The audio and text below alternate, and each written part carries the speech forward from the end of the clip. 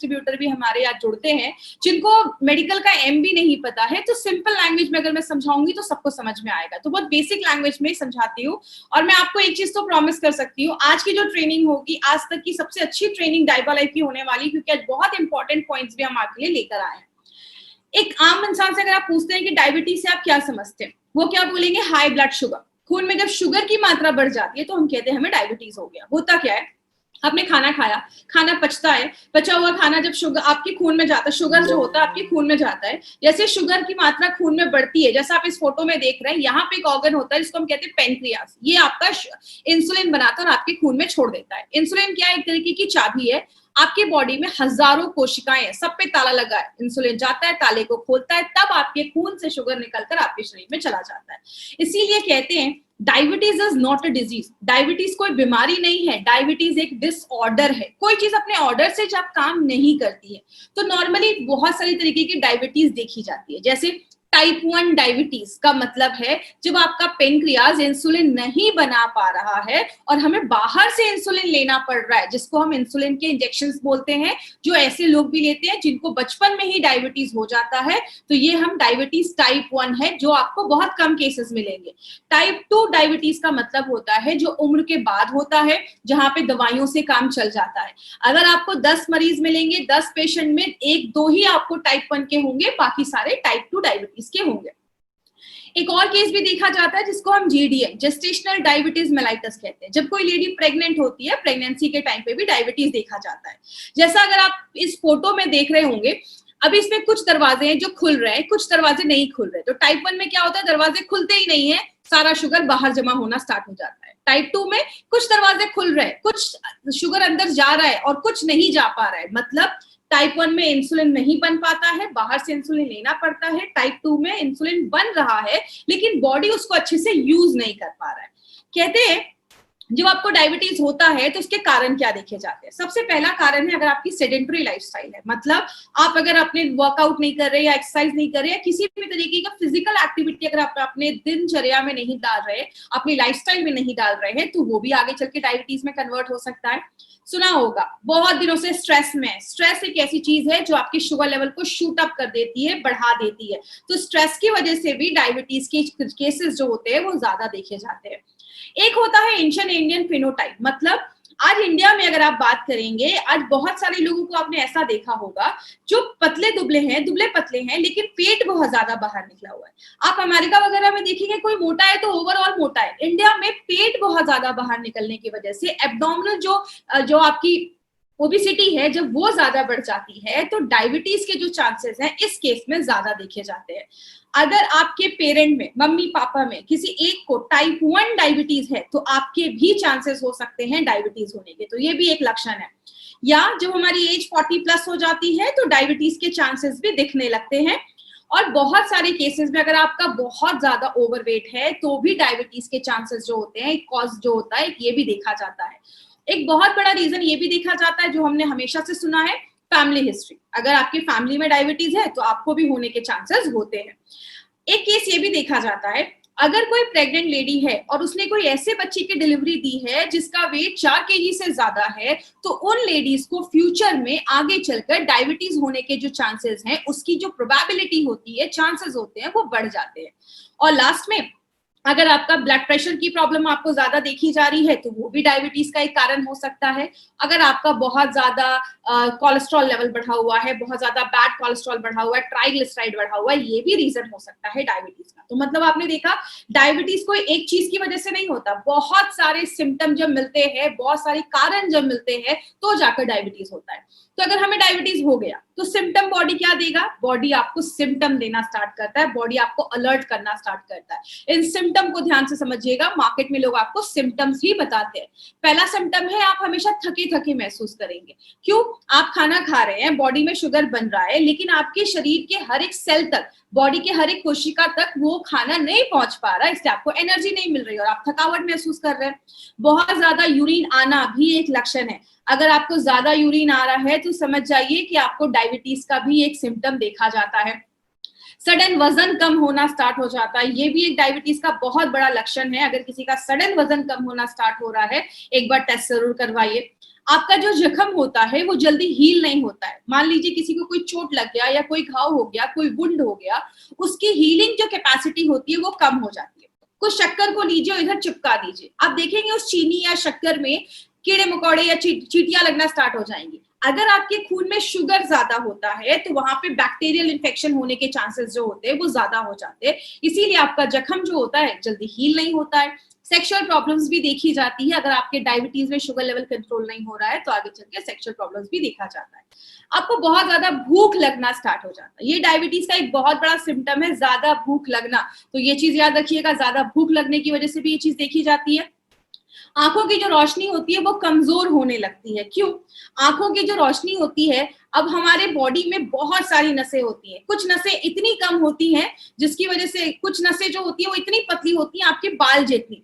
अगर आपके खून बॉडी में हर जगह पे खून अच्छे से नहीं पहुंच पा रहा है, या अगर आपकी जो नसें हैं उनमें अगर ज्यादा शुगर जाने लगता है तो वो नसें जो होती हैं वो डैमेज होने लगती हैं। अगर आपका शुगर कंट्रोल नहीं हो पाता है, आपकी नसों में ज्यादा शुगर जा रहा है तो वो नसें डैमेज होने लगती है और आगे चल के आंखों की रोशनी के जो चांसेस हैं वो कम होते दिखना स्टार्ट होते हैं। बहुत सारे लोगों के हाथ पैर की नसें नम हो जाती है, आपने बहुत सारे केसेस में देखा होगा कि हाथ पैर की नसें इतनी नम हो जाती हैं कि आगे चलकर बहुत सारे लोगों के हाथ पैर भी, मतलब जो लिम्ब एम्पुटेशन, पैर भी काटने की नौबत आ जाती है। और बहुत सारे लोगों को बहुत ज्यादा प्यास लगना स्टार्ट हो जाता है। और बहुत सारी लेडीज में वेजाइनल इन्फेक्शंस भी देखे जाते हैं, वेजाइना का इन्फेक्शन देखा जाता है। इसीलिए अगर बात करें, बहुत सारी लेडी में आगे चलकर यूरिन के रास्ते में इन्फेक्शन देखे जाते हैं, बहुत ज्यादा एंजाइटी होने लगता है, स्ट्रेस होने लगता है, ऐसी टेंशन वाली प्रॉब्लम भी देखी जाती है। तो डायबिटीज जो होता है वो बहुत सारे सिम्टम्स देना स्टार्ट कर देता है। कंसिक्वेंसेस की अगर हम बात करें कि डायबिटीज की वजह से क्या क्या बीमारियां होती हैं, सबसे पहला है हार्ट डिजीज। मतलब अगर आपका डायबिटीज कंट्रोल नहीं हो रहा है या शुगर कंट्रोल नहीं हो रहा है तो आगे चलकर हार्ट की बीमारियां होना स्टार्ट हो जाती है। इसका ब्लड प्रेशर पे प्रॉब्लम बढ़ना स्टार्ट हो जाता है, ब्लड प्रेशर भी होने लगता है। मतलब आपने शुरुआत की थी डायबिटीज की वजह से, आगे चलकर हार्ट डिजीज और ब्लड प्रेशर की प्रॉब्लम होना स्टार्ट हो जाती है। बहुत सारे लोगों को स्ट्रोक्स का भी प्रॉब्लम देखा जाता है। स्ट्रोक्स का मतलब क्या होता है, जैसे सिंपल सा याद रखिए, कभी लोगों को आपने सुना होगा अचानक जो होता है वो पैरालिटिक स्ट्रोक आ जाता है, ऐसी कुछ होती है, क्योंकि हमारे दिमाग की जो नसें हैं उनमें अगर शुगर ज्यादा हो जाने लगता है या दिमाग की जो नसें होती है वो डैमेज होने लगती है, वहां पे अच्छे से खून नहीं पहुंच पाता है, तो आगे चलकर स्ट्रोक्स की भी प्रॉब्लम देखी जाती है। दूसरा, नर्व डैमेज की अगर हम बात करें, नर्व डैमेज बहुत सारे लोगों का नसें जो होता है वो डैमेज होना स्टार्ट हो जाता है, नसें जो होता है वो डैमेज होना स्टार्ट हो जाता है। तो बहुत सारे लोगों को आगे चलकर बहुत सारे केसेस में नर्व्स जो होता है वो डैमेज होना स्टार्ट हो जाता है। जैसे कि एग्जांपल से समझिएगा, हमारी बॉडी में ऐसी बहुत सारी नसें होती हैं जो अपने बाल जितनी भी पतली होती हैं। जैसे आप कोई गर्म चीज को छूते तो आप तुरंत हाथ हटा लेते हैं, क्यों? आपको तुरंत वो एक्शन, जैसे आपने कोई गर्म चीज छुई, आपके दिमाग को एक सिग्नल गया और आपने तुरंत अपना हाथ हटा लिया। तो आपकी जो नसें होती हैं वो कितना ज्यादा सेंसिटिव होती हैं, तो जब आपकी जब नसें में ज्यादा शुगर जाने लगता है तो वो नसें जब डैमेज होने लगती हैं तो आगे चलकर नर्व डैमेज की प्रॉब्लम, जिसको हम न्यूरोपैथी भी कहते हैं, बहुत सारे केसेस में देखा जाता है। किडनी और ब्लैडर फेलियर भी देखा जाता है, आपने बहुत सारे ऐसे पेशेंट को देखा होगा डायबिटीज की वजह से आगे चलकर उनमें किडनी फेलियर के भी चांसेस देखे जाते हैं। बहुत सारे लोगों में गम डिजीजेस, मतलब दांत से रिलेटेड प्रॉब्लम भी देखी जाती है। क्यों? हमारी जो नसें होती हैं जब अगर वो डैमेज हो रही हैं, क्योंकि आपको पता है जब खून में जब शुगर, आपकी नसों में जब शुगर का लेवल ज्यादा होने लगता है तो आपकी जो गम्स है, मसूड़े हैं, उनकी जो नसें हैं वो भी जब डैमेज होने लगती हैं, क्योंकि शुगर आपका कंट्रोल नहीं हो रहा है, तो बहुत सारे लोगों को मुंह से रिलेटेड, गम से रिलेटेड डेंटल प्रॉब्लम होना ज्यादा स्टार्ट हो जाता है। और जैसा मैंने बताया, आंखों की रोशनी कमजोर होने लगती है। पैर में बहुत सारे लोगों को आपने देखा होगा कॉन्स की प्रॉब्लम हो जाती है, जो एंकल होते हैं उसमें बहुत ज्यादा पेन होता है, एड़ियों में दर्द होना स्टार्ट हो जाता है, तो ये भी एक कारण है। अगर आपके बहुत सारे लोगों में तो पैर भी काटने पड़ जाते हैं, ऐसी भी नौबत आ जाती है। खासकर जो लेडीज यंग हैं, उनको यंग एज में अगर डायबिटीज हो जाता है तो प्रेगनेंसी में बहुत सारी कॉम्प्लिकेशंस के चांसेस जो होते हैं वो बहुत ज्यादा बढ़ जाते हैं। बहुत सारे लोगों को स्किन इन्फेक्शन होना स्टार्ट हो जाता है। याद रखिएगा, आपके बॉडी में अगर कुछ स्किन इन्फेक्शन हो रहा है, अचानक बहुत ज्यादा आपकी बॉडी में इचिंग स्टार्ट हो रही है, ये भी एक सिम्टम होता है। क्यों? हमारी जो स्किन होती है उसको भी ब्लड सप्लाई होता है। जब आपकी बॉडी में शुगर का लेवल ज्यादा होता है तो नसें कहीं की भी अगर डैमेज हो रही है, चाहे वो ब्रेन की हो रही है तो स्ट्रोक हो जाएगा, किडनी की हो रही है तो किडनी खराब होने लगेगा, और आपकी जो खून होता है उसमें WBC होता है जो लड़ने का काम करते हैं इन्फेक्शन की वजह से। आपके स्किन तक जब अच्छे से न्यूट्रिशन खाना नहीं पहुंच पाता है, आपकी स्किन में इचिंग होने लगता है, इन्फेक्शन होने लगता है, और बहुत सारे केसेस ऐसे देखे जाते हैं। बहुत सारे पेशेंट्स को एल्जाइमर्स की प्रॉब्लम देखी जाती है। एल्जाइमर्स में आपने देखा होगा याददाश्त चली जाती है, जैसा आप इस फोटो में देख रहे हैं, ये नॉर्मल ब्रेन है और यहाँ पे एल्जाइमर की प्रॉब्लम देखी जा रही है, मतलब याददाश्त कम होने लगती है। और कहते हैं 88% लोग ऐसे हैं जिनके एल्जाइमर की प्रॉब्लम इसकी वजह से हुई, याददाश्त जाने की प्रॉब्लम इसकी वजह से हुई क्योंकि उनको डायबिटीज के सिम्टम थे। मतलब डायबिटीज एक ऐसी प्रॉब्लम है जिसमें बहुत सारे जो रिजल्ट है वो बहुत सारी बीमारियों को लेकर आता है। अगर आपको डायबिटीज समझना है तो आपको ABC डायबिटीज का समझना पड़ेगा। मतलब आपने सुना होगा बहुत सारे लोगों में, लाखों लोगों में हर साल हार्ट डिजीज होता है, दिल की बीमारियां, हार्ट अटैक होना। बहुत सारे लोगों में आजकल स्ट्रोक का प्रॉब्लम देखा जा रहा है, अचानक ब्रेन स्ट्रोक हुआ, डेथ हो गई या पैरालिसिस आ गया, ऐसी कोई भी प्रॉब्लम देखी जाती है। आपको पता है सबसे बड़ा रीजन उसका क्या होता है? डायबिटीज की वजह से ऐसी प्रॉब्लम और ज्यादा देखी जाती है, और ज्यादा बढ़ जाती है। तो डायबिटीज अगर आपको अच्छा रखना है, अगर आपको अपना शुगर कंट्रोल करना है, तो 3 चीजें याद रखनी होगी, A, B एंड C। ए का मतलब आपका HbA1c का रिपोर्ट नॉर्मल होना चाहिए, बी का मतलब ब्लड प्रेशर नॉर्मल होना चाहिए, रेगुलेटेड होना चाहिए, तीसरा बॉडी का कोलेस्ट्रॉल लेवल भी कंट्रोल में होना चाहिए। तो अगर आपने A, B, C पे ध्यान दिया तो अपने डायबिटीज को ओवरऑल अच्छा रख सकते हैं। बात करें, बोला जाता है 2030 में WHO का बोला है कि 2030 में जो 7वां बड़ा कारण होगा डेथ का, वो डायबिटीज को बोला जाएगा। 2030 में 10 करोड़ से ज्यादा लोग डायबिटीज के पेशेंट होने वाले हैं और हर साल 10 लाख से ज्यादा लोग डायबिटीज से होने वाली प्रॉब्लम की वजह से मर रहे हैं। इसीलिए इंडिया को डायबिटिक कैपिटल बोला जाता है। और एक चीज आप जानकर शॉक्ड हो जाएंगे, आज जितने भी लोग प्री डायबिटिक हैं, मतलब जिनका शुगर बॉर्डर लाइन पे है, आगे चल के डायबिटीज के चांसेस हैं, उनमें से 15 से 30% लोगों को अगले 4 से 5 सालों में डायबिटीज टाइप 2 होने के 100% चांसेस है। आपको पता है इंडिया में 35% ऐसे भी लोग हैं जिनको डायबिटीज है लेकिन उनको पता ही नहीं है, क्योंकि बहुत सारे टाइम पे आपका बॉडी आपको कुछ सिम्टम भी नहीं दिखाता है। तो हम क्या कर सकते हैं? हम कुछ टेस्ट करवा सकते हैं। इस टेस्ट को ध्यान से समझिएगा, क्योंकि एक चीज की तो मैं गारंटी ले सकती हूँ, 99.9% लोगों ने HbA1c का नाम MI लाइफस्टाइल में आने के बाद ही सुना है। तो ब्लड शुगर लेवल क्या होता है? एक होता है फास्टिंग, एक होता है PP। फास्टिंग का मतलब रात में 8 बजे खाना खाया, अगले दिन 10 बजे 8 बजे शुगर टेस्ट किया, जब मैं 10 से 12 घंटे भूखा था मेरे खून में शुगर का लेवल क्या था, ये हम सबको पता है। PP का मतलब होता है खाना खाने के 2 घंटे के बाद हमारा शुगर लेवल क्या था। PP और फास्टिंग बहुत सारे लोग जो इंसुलिन पे हैं वो तो रोज ही करते हैं, लेकिन ये HbA1c क्या है? स्क्रीन पे आप देख रहे हैं, ये है आपका हीमोग्लोबिन, और ये जो पीली पीली चीज इस पे चिपकी हुई है ये है शुगर। मतलब अगर कोई आपसे पूछे HbA1c का मतलब क्या है तो आप बताएंगे हीमोग्लोबिन पे चिपका हुआ शुगर, इसको कहते हैं HbA1c, मेडिकल भाषा में ग्लाइकेटेड हीमोग्लोबिन। अब एक चीज याद रखिएगा, जितना आपका HbA1c बढ़ता है उतनी प्रॉब्लम होती है, लेकिन आपको फास्टिंग एंड PP कुछ लोग रोज भी करते हैं, कुछ लोग हर महीने भी करते हैं। HbA1c का टेस्ट आपको हमेशा 4 महीने के बाद ही करना है। कोई बोले क्यों 4 महीने के बाद करना है, आप उनको बताइए। हीमोग्लोबिन पे चिपका हुआ शुगर, इसको कहते हैं HbA1c। और हीमोग्लोबिन की जो एज होती है, उम्र होती है, वो 120 दिनों की लगभग होती है। 120 दिन के बाद पुराना मरेगा, नया हीमोग्लोबिन होगा, तो आपको एग्जैक्ट पता चलेगा कि कितना HbA1c आपका कंट्रोल हुआ है या कम हुआ है। तो ये चीज इसमें यहाँ पे एक पॉइंट, ये चीज याद रखिएगा। बात करें, this is the sugar chart जो आपका बताता है कि अगर आप नॉर्मल पर्सन है तो आपका जो शुगर है फास्टिंग 70 से लेकर 100 के बीच में होना चाहिए और खाना खाने के बाद 140 के अंदर होना चाहिए।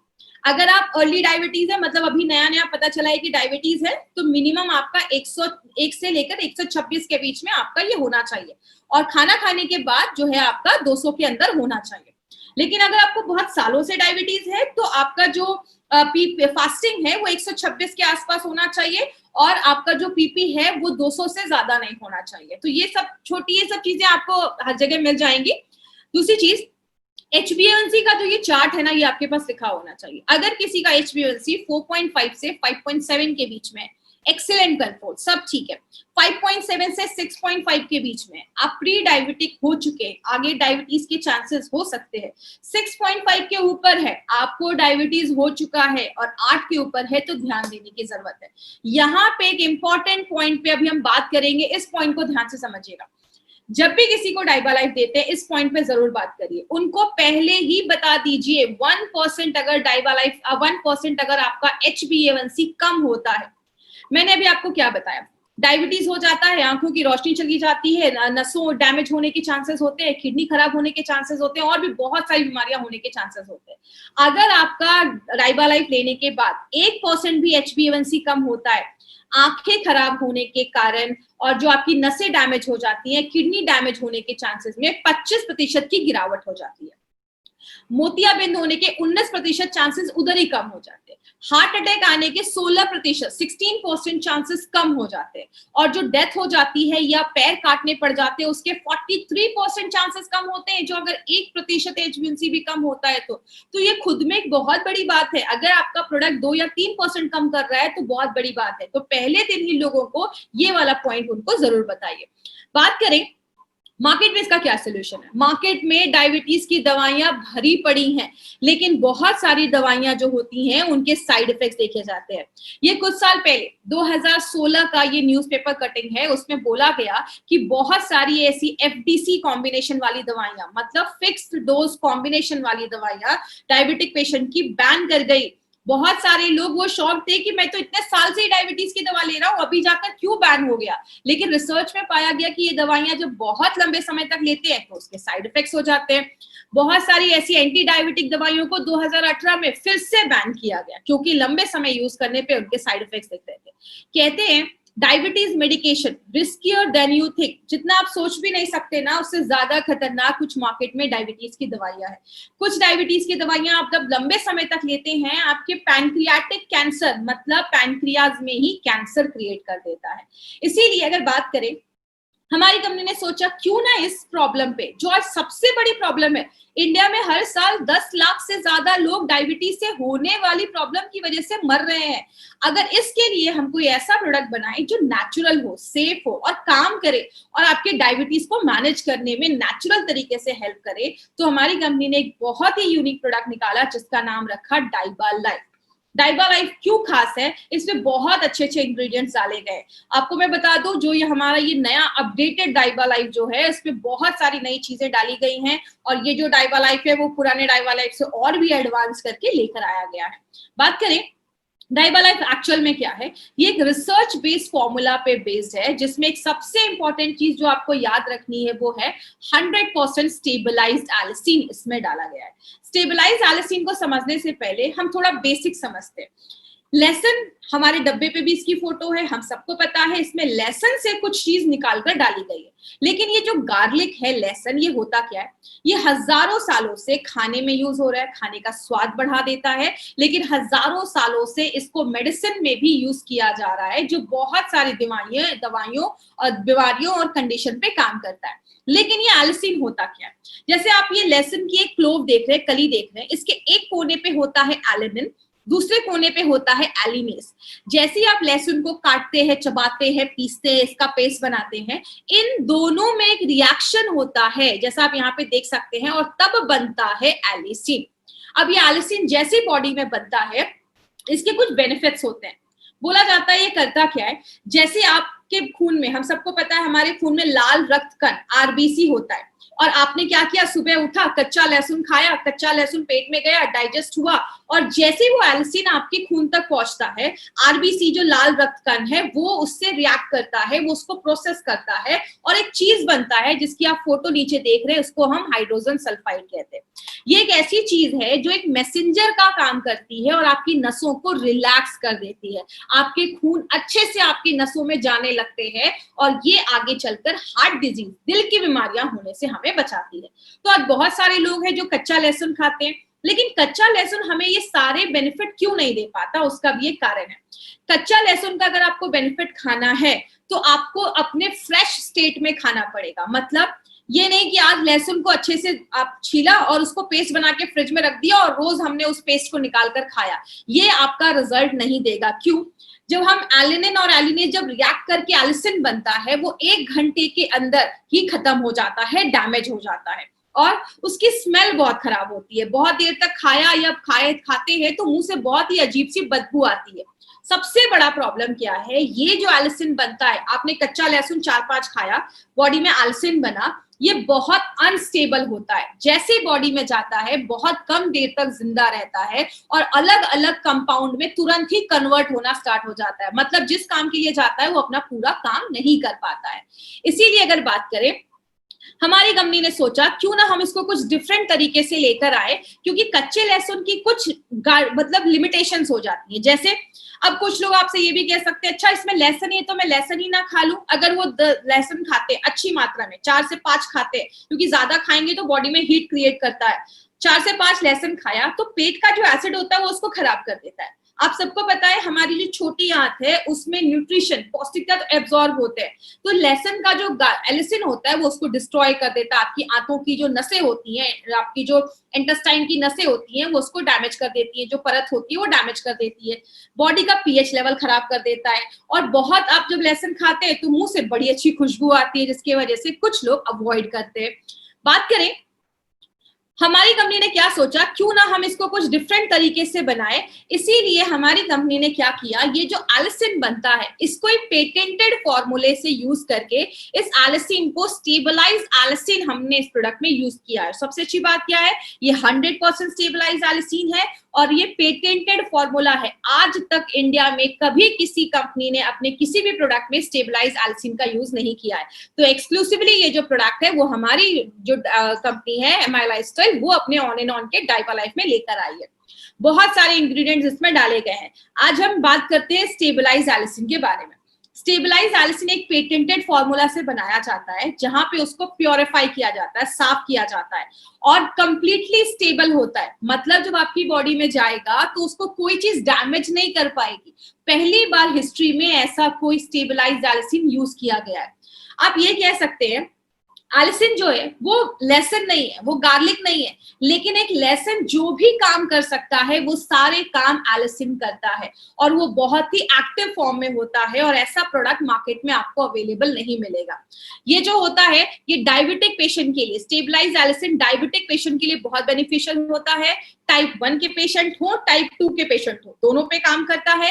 HbA1c को कंट्रोल करता है, कोलेस्ट्रॉल को कम करता है, इम्यूनिटी को बढ़ाने में मदद करता है, मतलब आप समझ रहे हैं, और ब्लड प्रेशर पे भी काम करता है। मैंने पहले ही बताया डायबिटीज को अच्छा रखना है, A, B, C तीनों पे काम करना पड़ेगा और ये स्टेबलाइज तीनों पे काम करता है। दूसरी चीज अगर हम बात करें, यहाँ पे एक इंपॉर्टेंट चीज याद रखिएगा, आज इस जमाने में हमें स्टेबलाइज एलिसिन लेना क्यों जरूरी है। यहाँ पे एक बहुत इंपॉर्टेंट पॉइंट आने वाला है, इस पे ध्यान दीजिएगा। वो क्या है, आज हम बहुत सारी एंटीबायोटिक्स खाते हैं। एंटीबायोटिक्स क्या होता है, ये एक ऐसी दवाइयां होती हैं जो बैक्टीरियल इन्फेक्शन को खत्म करने में मदद करती है। लेकिन जब हमने डे टू डे लाइफ में बहुत ज्यादा एंटीबायोटिक्स खाने लगते हैं तो जो बैक्टीरिया होते हैं वो उसके रेजिस्टेंट हो जाते हैं और उनपे वो कोई काम नहीं करता। तब हमारी बॉडी में कुछ ऐसे सुपर बग बनना स्टार्ट हो जाते हैं, मतलब ऐसे स्ट्रेन के बैक्टीरिया स्टार्ट हो जाते हैं जिसका कोई भी एंटीबायोटिक कुछ कर ही नहीं सकता है। इस टाइम पे हमारी बॉडी में बहुत सारी ऐसी प्रॉब्लम होने लगती है और अगर कोई ऐसा बैक्टीरिया हमारी बॉडी पे हमला करता है तो बॉडी जो होती है वो कोई भी एंटीबायोटिक्स खाने पे हेल्प नहीं करता है। स्टेबलाइज एलिसिन जो है वो एक नेचुरल एंटीबायोटिक है और MRSA जो एक ऐसा सुपर बग माना जाता है जिसको मेथिसिलिन अगर कोई एंटीबायोटिक है तो उस पे काम नहीं करता, तो स्टेबलाइज एलिसिन एक नेचुरल एंटीबायोटिक माना जाता है। बात करें सबसे इंपॉर्टेंट चीज क्या है, एलिसिन जो होता है ये हल्का एसिडिक होता है। सबसे बड़ा बेनिफिट क्या है एलिसिन का, ये हल्का एसिडिक होता है और जब पेट में जाता है, पेट में भी एसिड होता है तो उसको वो इन्वायरमेंट जो है, वातावरण जो है वो बहुत अच्छा लगता है, जिसकी वजह से एलिसिन आपका बॉडी इजिली एब्जॉर्ब कर पाता है, ले पाता है। इसमें हमने दालचीनी भी डाली है। दालचीनी जो होता है आपके ब्लड शुगर लेवल को तो कम करता ही है, बैड कोलेस्ट्रॉल और ट्राइग्लिसराइड को भी कम करने में मदद करता है। ये सब आपको रटने की जरूरत नहीं है, बस मैं आपको ये दिखा रही हूँ कि इसमें एक नहीं बहुत सारी चीजें डाली गई हैं। दूसरी चीज अल्फा लिपोइक एसिड, ये भी हमने प्लांट से निकाला है, ब्रोकली से। ये डायबिटिक पेशेंट के लिए ब्रोकली एक बहुत अच्छी चीज मानी जाती है और जिन डायबिटिक पेशेंट को आगे चलकर नसों में डैमेज होने के चांसेस होते हैं, नस डैमेज हो जाते हैं, हाथ पैर नम हो जाते हैं, उस केस में अल्फा लिपोइक एसिड काम करता है। पालक से हमने क्रोमियम पिकोलेट निकाला है। डायबिटिक पेशेंट में क्रोमियम की कमी होती है, शरीर शुगर नहीं ले पाता, ग्लूकोज नहीं ले पाता, तो उसमें मदद करता है। गुड़ को मारने का काम करता है। हमने डायबिटिक पेशेंट को पीपी, फास्टिंग, HbA1c में, तीनों में जब गुड़मार दिया तो तीनों में बहुत अच्छे रिजल्ट्स हमें देखने को मिले। तो गुड़मार जो है वो भी आपके शुगर को कंट्रोल करने में मदद करता है। ये सब आपको रटने की जरूरत बिल्कुल भी नहीं है, जस्ट मैं आपको बता रही हूँ।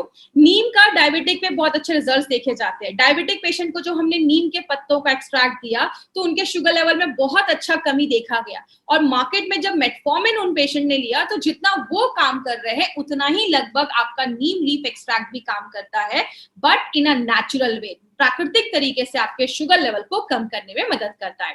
रेटिनोपैथी की जो प्रॉब्लम होती है, आंखों की रोशनी जाने की जो प्रॉब्लम होती है, उसमें भी जो नीम है वो भी बहुत अच्छा रोल प्ले करता है। ऐसे केसेस में आपकी आंखों की रोशनी जाने की जो चांसेस होते हैं उससे भी हमें प्रिवेंट करने में मदद करता है। पुराने जमाने में देखा होगा खाने के बाद लोग सुपारी खाते थे। क्यों?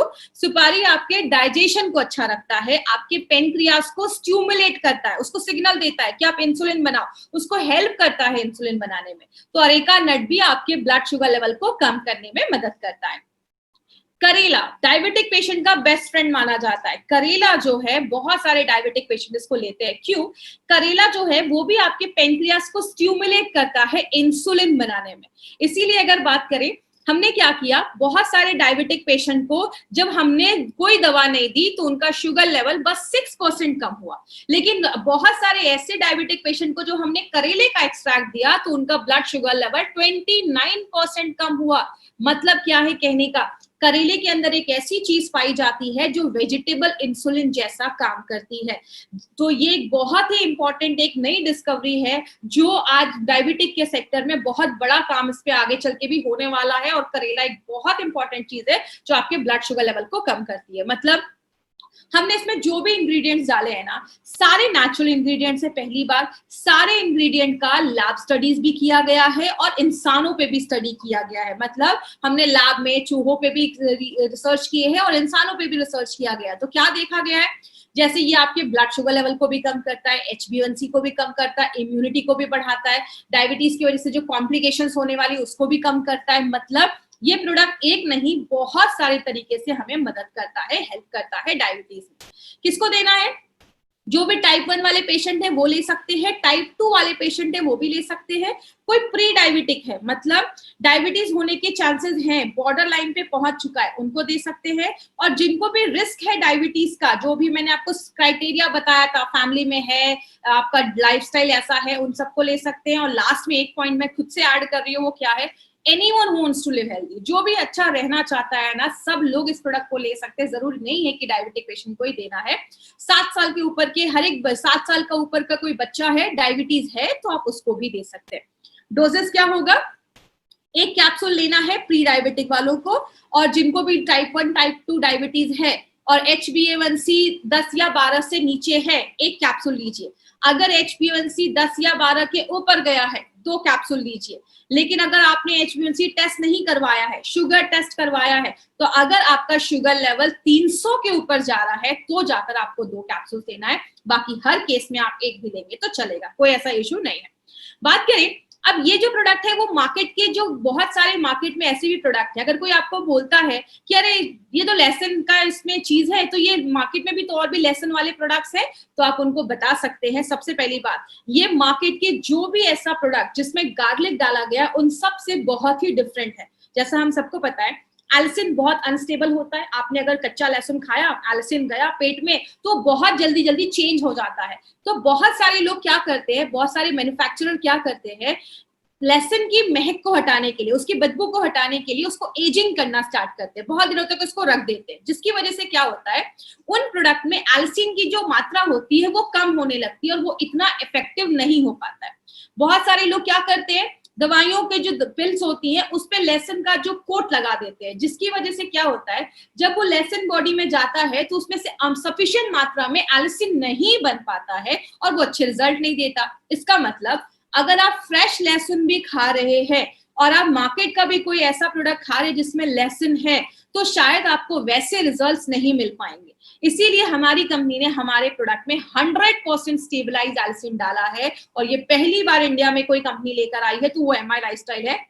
तो डाइवा लाइफ कोई नॉर्मल गार्लिक का प्रोडक्ट नहीं है, बट ये जितने भी मार्केट की गार्लिक के प्रोडक्ट है सबको ऑब्सलीट करता है, सबको मार्केट से हटाता है। और ये बस गार्लिक का प्रोडक्ट नहीं, उससे बहुत ज्यादा बनाया गया, क्योंकि आपको पता है हमारे डाइवा लाइफ को और भी एडवांस करके लाया गया है।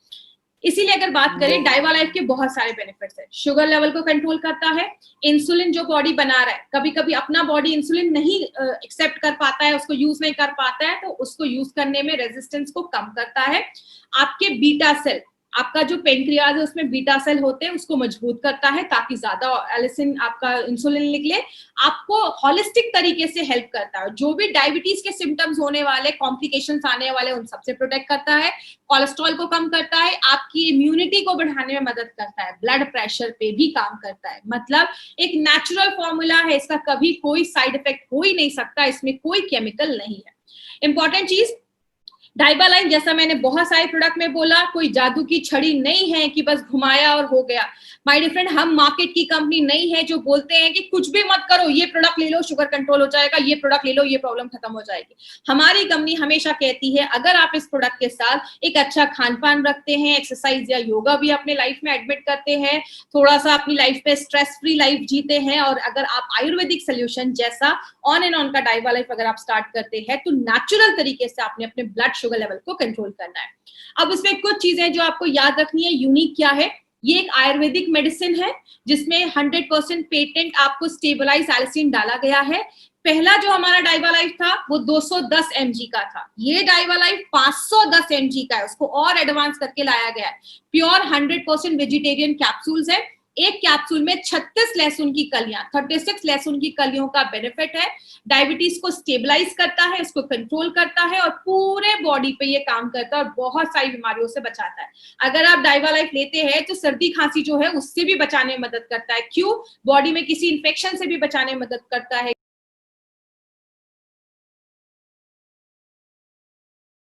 एल्सिन दुनिया पे सबसे सेफ एंटीबायोटिक माना गया है, मतलब इस पूरे ह्यूमन के लिए, इंसानों के लिए जो सबसे मजबूत एंटीबायोटिक है वो स्टेबलाइज एल्सिन को बोला जाता है। ये नॉन प्रिस्क्रिप्शन डायबिटीज सप्लीमेंट है, मतलब इसके लिए प्रिस्क्रिप्शन की जरूरत नहीं है, आप किसी को भी दे सकते हैं। और सबसे इंपॉर्टेंट चीज, जब आप डाइवा लाइफ लेते हैं आपको अपनी कोई भी मेडिसिन को बंद नहीं करना है, उसके साथ ही आप लीजिए, बट 1 घंटे का गैप जरूर रखिए, और 7 साल के ऊपर के बच्चों को दे सकते हैं। 1 घंटे का गैप रखना है एलोपैथी और डाइवा लाइफ के बीच में। हर 3 महीने के बाद, 3 से 4 महीने के बाद पीपीएन फास्टिंग और HbA1c तीनों का टेस्ट करवाना है। रिपोर्ट लेकर अपने डॉक्टर के पास जाना है, डॉक्टर आपको बताएंगे कि क्या आपको कम करना है, कि जो भी मेडिसिन है वो आपका कम करवाएंगे, आपको खुद से कम नहीं करना है। 300 के ऊपर शुगर लेवल है तो जाकर आपको 2 कैप्सूल लेना है, और साथ में एक अच्छी लाइफस्टाइल भी मेंटेन करनी है। तो ये हमारा डाइवा लाइफ था। अगर आपको डाइवा लाइफ इज फॉर एवरीवन, सब लोग ले सकते हैं। और डाइवा लाइफ से रिलेटेड कोई भी अगर आपको क्वेरी है, क्वेश्चन है, तो आप daiwalife@gmail.com पे आप हमें